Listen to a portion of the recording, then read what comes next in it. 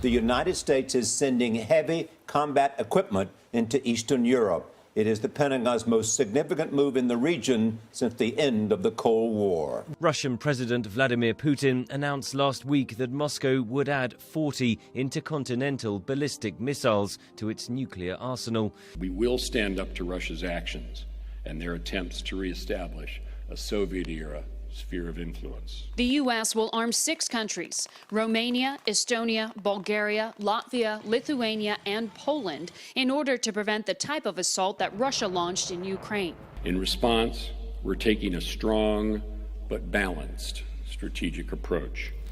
The United States and its NATO allies are getting dangerously close to a high-risk military confrontation with Russia over the current crisis in the Ukraine, a situation that can escalate at any moment and drive the world into a catastrophic and global conflict.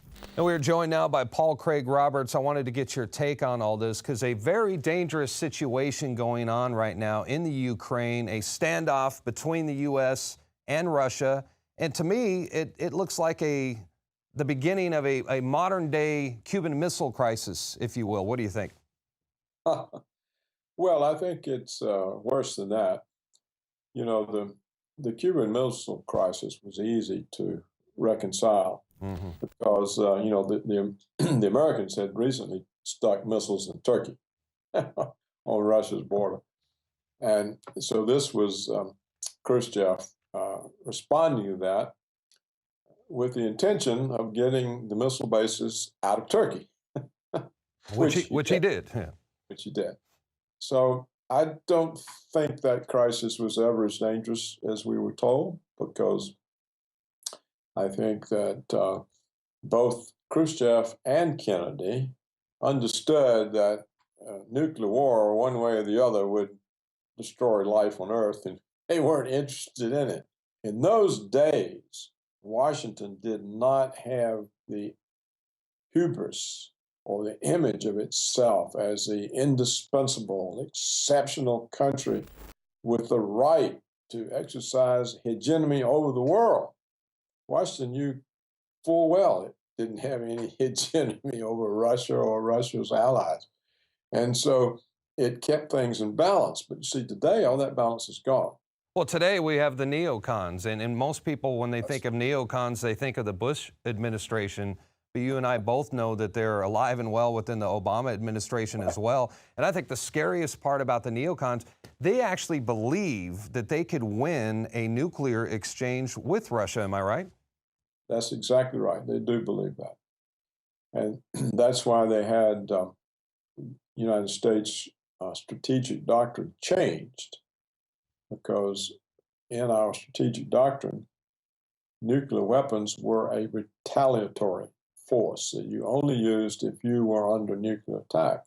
But now, the neocons have changed the doctrine, and nuclear weapons are a preemptive first strike force. Well, this tells Russia and China that the Americans might launch a preemptive attack on us. Yeah.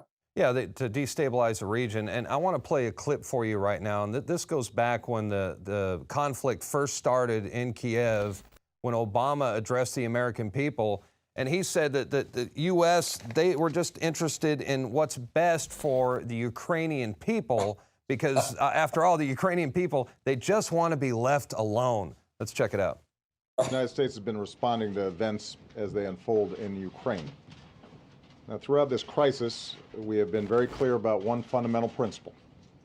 The Ukrainian people deserve the opportunity to determine their own future. Human beings have a universal right to determine their own future. It would represent a profound interference in matters that must be determined by the Ukrainian people.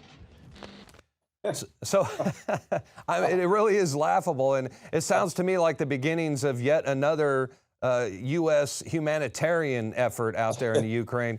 So, I mean, give me a break. Obama has no interest, and he's not looking after the best interest of the Ukrainian people, right? No, this is the guy whose government has just overthrown the elected Democratic government of Ukraine.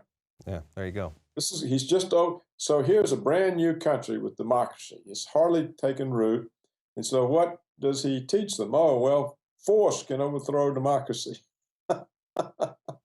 So, I mean, this is it's hilarious, but of course it's criminal.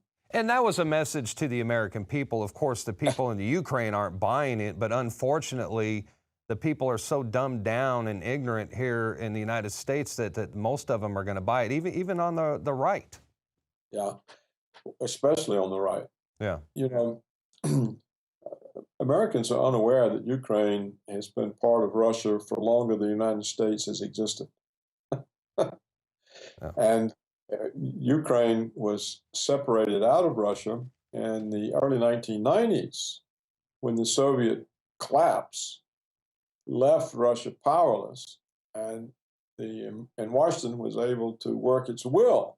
So they broke out Ukraine, they broke out Georgia, and now they're committed to actually destroying the whole Russian Federation in order to prevent the rise of a country with sufficient resources and size and power to operate as a constraint against Washington's purposes in the world. So the whole thing, you see, is orchestrated by Washington as a way of trying to prevent Russia's rise. You know, Ukraine is now used for sanctions to break off Russia's economic and political relationships with Europe in order to keep Europe under America's thumb rather than lose them to lose them to dependency on Russian energy. So this whole thing is an operation against Russia. It's a propaganda operation. Now, the forces that Washington and NATO are putting on Russia's borders, these forces have no capability whatsoever of taking on the Russian army. Well, of course not. And Putin's not stupid. He knows what's going on. He knows the United States government, the CIA, and the military-industrial complex. They have a long history of overthrowing governments, taking over countries by destabilizing the region, just like we've done recently in Libya, Iraq, right now in Syria, doing the same thing in the Ukraine. So he's not stupid. What's to stop Russia from a Pearl Harbor-style surprise sneak attack? I mean, do you think they're just going to lay down quietly and just let us run over them? What are they prepared to do? No, they're not going to be run over, but they're not going to do anything provocative. I think they realize that this is a propaganda campaign serving Washington, whose power is on the wane, and that Washington is desperate to hold on to its empire, which is Europe and Japan, Canada and Australia. And they're just going to let it go. And if it actually came to war, it would be the end of Europe. Yeah. There's no way Europe would survive. If there's a war breaks out with Russia, Europe is a wasteland. No, I hear you. And before we go, one last question. Yeah, I know you worked with the or for the Reagan administration. You were very close to Ronald Reagan. It must be night and day to look at the Obama administration now compared to working with Reagan. What are some of the biggest differences? And did you ever think you'd live to see the day where so much corruption would run rampant in the White House?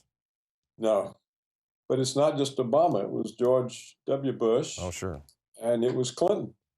You know, all this trouble started with Clinton's second term. He's the one who took NATO to Russia's borders in violation of the guarantees given by George Herbert Walker Bush and Secretary of State James Baker. So all the trouble started in Clinton's second term, and since then, we really haven't had a president.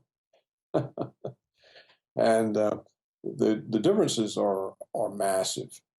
You know, when I was there, to have a government official stand up in public and lie through his teeth, even if the media hadn't called him on it, his colleagues would have. Sure. But today, they all stand up and lie through the teeth. In fact, they never say anything's true.